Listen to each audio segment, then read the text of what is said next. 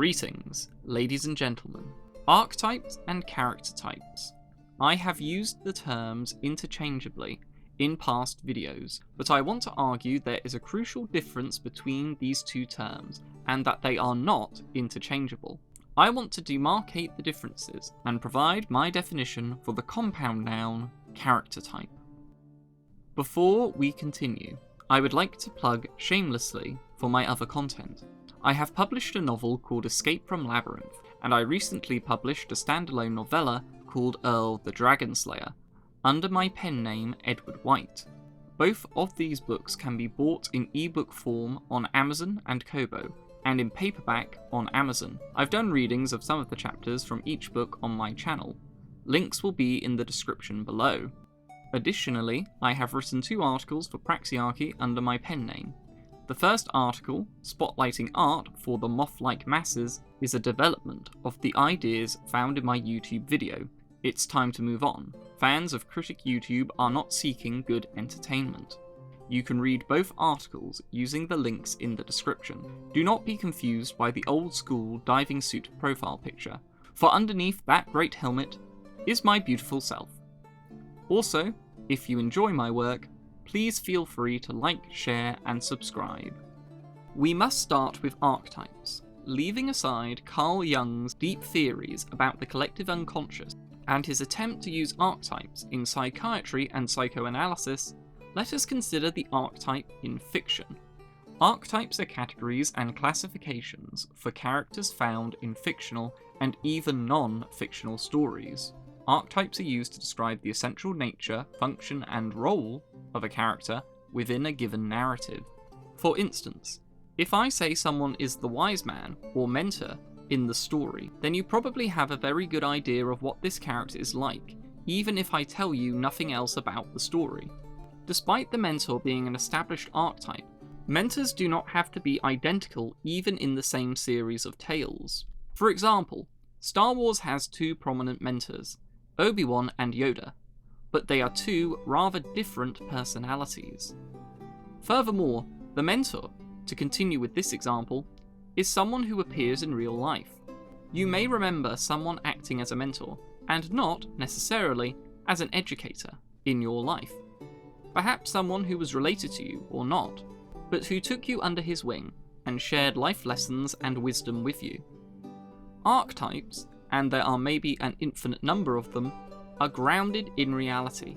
Mentors, heroes, villains, truth seekers, everymen, fathers and mothers all exist in the real world, so it is only natural that they appear in stories. Some might ask if I'm describing stereotypes rather than archetypes, or if there is a functional difference between them. After all, stereotypes often have a basis in reality, and sometimes to such an extent that it is uncomfortable. I maintain there is a difference between them, and I shall demonstrate by using a popular stereotype. The suited Englishman with a posh accent who always seems to be drinking tea. Now, there are certainly English gentlemen of this stripe who drink lots of tea even in modern England, so there is truth in the stereotype and a reason for its existence. However, this stereotype, this description, doesn't tell us anything about this man's role in any given narrative.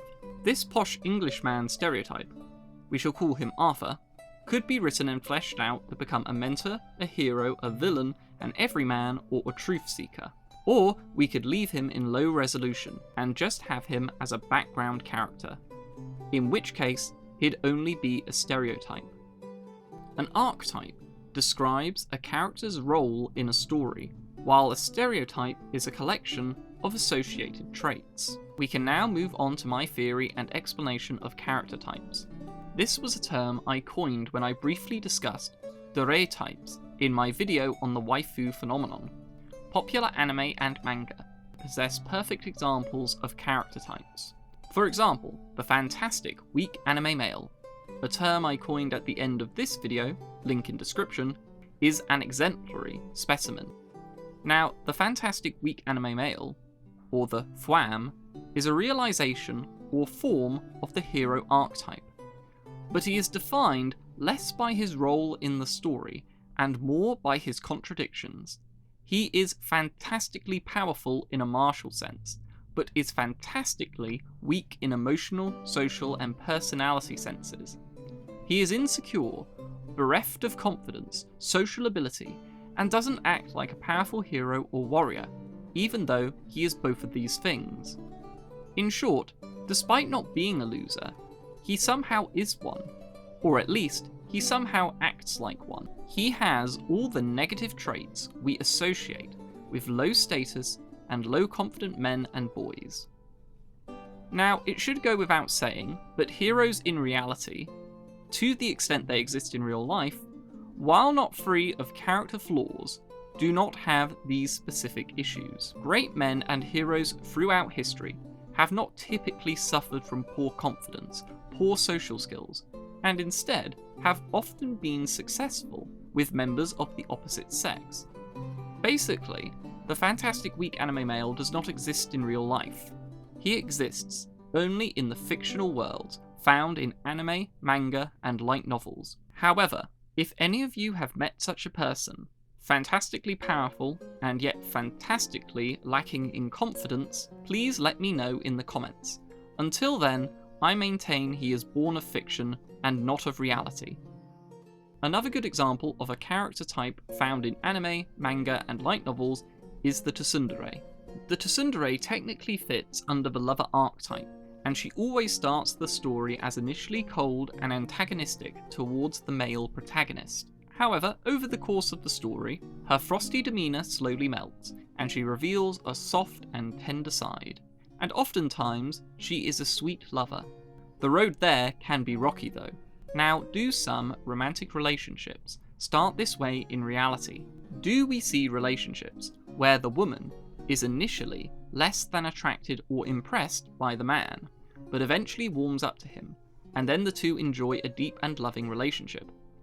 Well, funnily enough, this isn't unheard of, but it is rarer than it is in anime, and luckily doesn't reach the same extremes. Taiga, in Toradora, often called the Queen of Tsundere, is a good representative of what a tsundere is. Are there girls and women who act like her in reality, or possess traits similar to her? Yes. But do they do so to these extremes? The answer is no. You would be hard-pressed to find a girl or woman who can be this violent, and then become a sweetheart once a guy has earned her affections. I think this goes without saying, but if you are in an abusive relationship like this, you need to get out. The fantastic weak anime male is a character type because he possesses a collection of characteristics which don't correlate and exist together in real life. The tsundere is also a character type for a different but related reason. Although the traits which define her can exist in a real woman, they don't reach the level of intensity found in the media in which she appears. Basically, the tsundere has traits which are hyper-exaggerated versions of actual qualities found in women.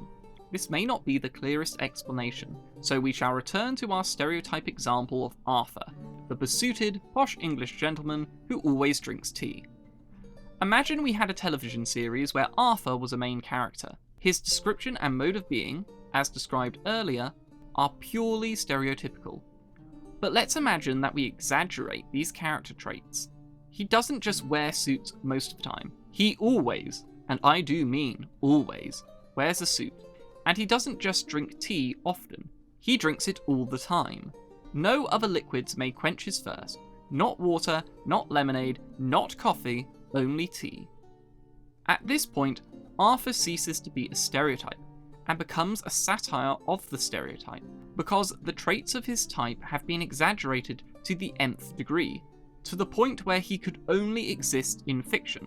If this character were to become a staple in some genre, then he would transform into a character type. If he were to only exist in a single story, he would merely be a satire of the famous stereotype. It is the same with the tsundere.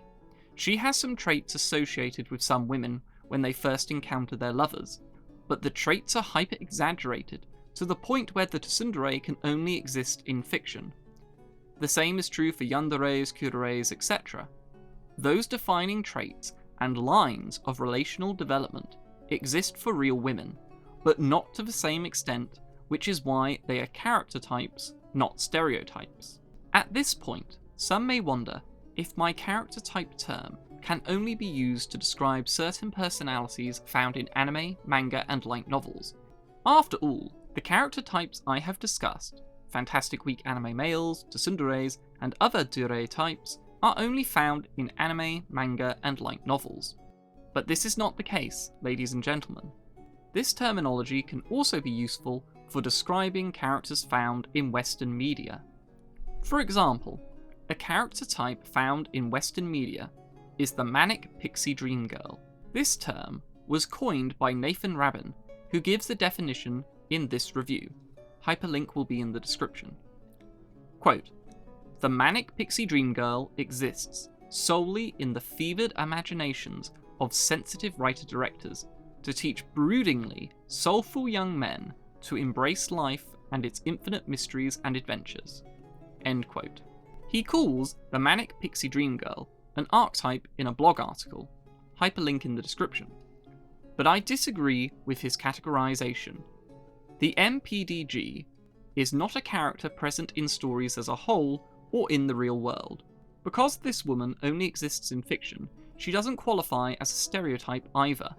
She is only found in romantic comedies, especially those of the late 1990s and early 2000s. Hence, she is a character type, not an archetype. To finalise, archetypes are a broad category of character which can be identified in fictional narratives and have a specific role in said narratives, and, to a less obvious extent as well, can be seen in reality. Stereotypes are representations of members of real identifiable groups, which focus on collections of associated traits and features which have a basis in reality. Stereotypes break down complex people into easy-to-understand categories for a variety of different purposes, including survival. If you know the stereotypical features of an urban mugger, you can avoid individuals who might be muggers and places where they might potentially lurk. Character types are kinds of character who exist in fiction and in fiction only, and appear frequently enough in media to be recognised as part of a wider trend, and then categorised. While the traits and features of the character type might exist in reality, the character type as a holistic whole is not found in real life, and instead can only be found in the fictional world. Here I shall conclude my essay. Before I end this video, I'd like to thank Leo Gwynedd for his excellent animation. Leo is currently open for commissions for animation, still pictures, and voice acting. If you are impressed with what you saw here and you would like to contact him for a project, you can find him at LeoVOMage on Twitter and LeoVo on Facebook. Links will be in the description box below. Thank you all for watching. I hope you all have an excellent day.